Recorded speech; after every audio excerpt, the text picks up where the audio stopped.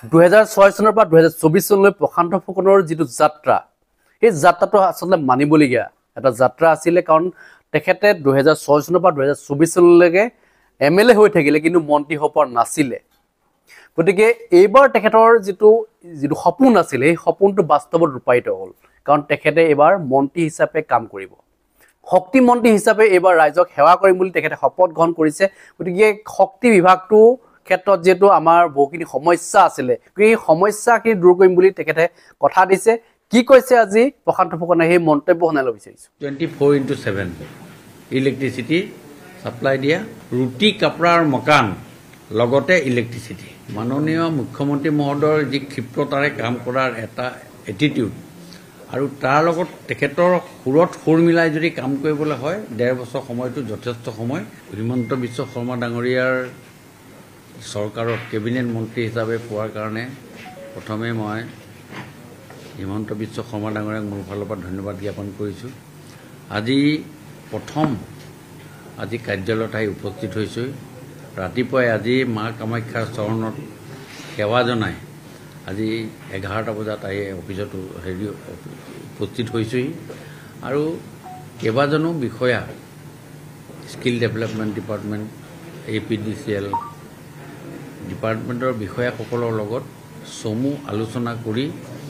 আজি শুভাৰম্ভ কৰিছোঁ অফিচ আৰু 3টা বজাত আজি APDCL বিজুলী ভৱনলৈ যাম আৰু তাত কিছু কথা বিতংভাৱে প্ৰত্যেকটো বিভাগৰে বিষয়াসকলৰ লগত 1-to-1 এটা আলোচনা কৰাৰ ব্যৱস্থা 3টা বজাত কৰিছোঁ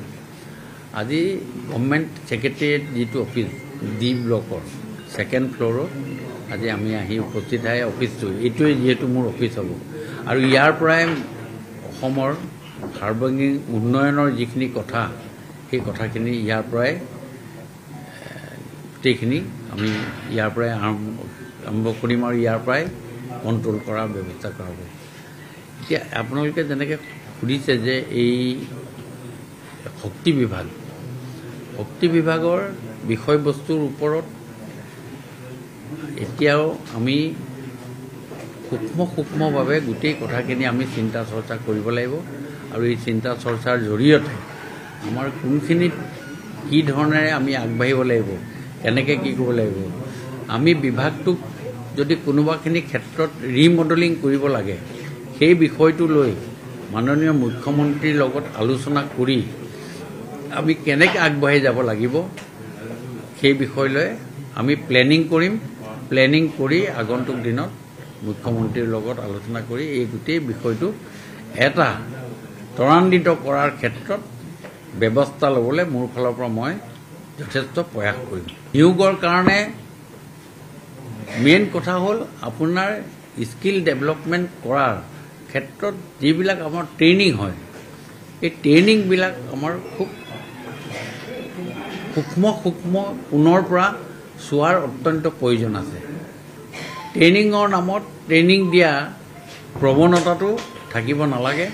এইটো ট্ৰেইনিং দিয়াৰ পাছত এটা সিস্টেম আমাৰ থাকিব লাগে যে আমি কেনেকৈ প্লেচমেণ্ট হৈছে কিমান % প্লেচমেণ্ট হৈছে এতিয়া আমাৰ IIT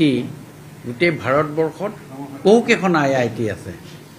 IIT খড়গপুৰো আছে IIT গুৱাহাটীও আছে IIT মুম্বাইও আছে ঠিক তেনেকৈ যেনেকৈ সেই IIT নিচিনা যিবিলাক আমাৰ ইনষ্টিটিউশ্যন যাৰ যেনেকৈ নিজৰ ববীয়াকৈ কিছুমান নাম আছে নিজৰ ববীয়াকৈ কিছুমান কাম কৰিব পাৰে বা তেওঁলোকৰ নিজৰ ববীয়াকৈ এটা আত্মগৌৰৱ আছে ঠিক তেনেকৈ আমি এই স্কিল ডেভেলপমেণ্টতো আমি ট্ৰেইনিং ছিষ্টেমটোত আমি ভাল কৰিব লাগিব এইটো এটাইতকৈ ডাঙৰ প্ৰাসংগিকতা আজিৰ ডেটত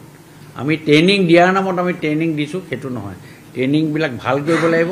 ট্ৰেইনিং দিয়াৰ লগে লগে ক'ব লাগিব এক্সে ট্ৰেইনিং দিছে তাৰ পৰা ট্ৰেইনিং শেষ নহওঁতে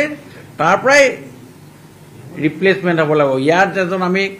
প্লাম্বাৰৰ আমি ট্ৰেইনিং দিছোঁ আমাক 60জন আমাৰ প্লাম্বাৰ লাগে আমি তাৰ পৰাই যাতে ষ্ট্ৰেক আউট কৰি ট্ৰেইনিং দিব পাৰোঁ তেনেকুৱা কোৱালিটিৰ আমি ট্ৰেইনিং চেণ্টাৰবিলাক বনাব পাৰিলে খুব ভাল হয় আৰু সেই বিষয় লৈ আমি পইণ্ট টু পইণ্ট আগন্তুক দিনত আমি কথা পাতিব পাৰিম আৰু কথা পাতিম এই কথাটো স্কিল ডেভেলপমেণ্ট ডিপাৰ্টমেণ্টত আমাৰ ফালৰ পৰা আমি চিন্তা চৰ্চা কৰিম মাননীয় মুখ্যমন্ত্ৰী মহোদয়ৰ যি ক্ষিপ্ৰতাৰে কাম কৰাৰ এটা এটিটিউড আৰু তাৰ লগত তেখেতৰ সুৰত সুৰ মিলাই যদি কাম কৰিবলৈ হয় 1.5 বছৰ সময়টো যথেষ্ট সময় 1.5 বছৰ সময়ত আপুনি একেবাৰে বহুত কিবা দি দিব নোৱাৰিলেও কিন্তু এটা পজিশ্যনত লৈ যাব পৰা এটা ব্যৱস্থা কৰিব পৰাৰ এটা প্ৰয়াস কৰিম আৰু সেইটোকে মই আপোনালোকৰ আগত কৈছোঁ যে থৈ যাব পাৰোঁ খোজ সময় বালিত শক্তি বিভাগৰ মন্ত্ৰী হিচাপে আমাৰ এইম এণ্ড অবজেক্টটোৱে হ'ল 24/7 ইলেক্ট্ৰিচিটি ছাপ্লাই দিয়া এইটোৱেই আমাৰ আজিৰ ডেটত 100% প্ৰাসংগিকতা আছে জানো মানুহৰ খাদ্য যেনেকৈ এটা আজিৰ ডেটত প্ৰাসংগিকতা ৰুটি কাপোৰ আৰু মকান লগতে ইলেক্ট্ৰিচিটি